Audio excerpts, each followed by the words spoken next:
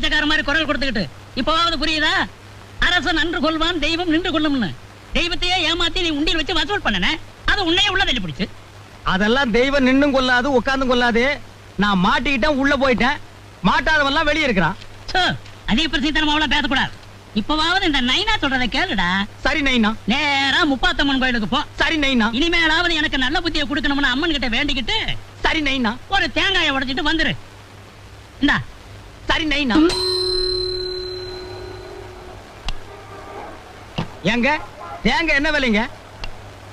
அது 3 ரூபா, இது 4 ரூபா, இது 5 ரூபா. ஏங்க 1 ரூபா 2 ரூபாய் இல்ல தேங்காய் இல்லீங்களா? சாமி குடைக்கிற மாதிரி. 1 ரூபாய்க்கு தேங்காயா? ஏயா நீ இதுவரையில உள்ள இருந்துட்டு வந்தியா? நான் உள்ள இருந்தது இவனுக்கு எப்படி தெரியும்? ஏங்க விலை தெரியாம விசாரிச்சுக்கிட்டு இருக்கியே. இப்ப எல்லாம் 1 ரூபாய்க்கு தேங்காய் பத்தாதான். அதெல்லாம் வசதியானவங்க உடைப்பாங்க. நீ பக்கத்துல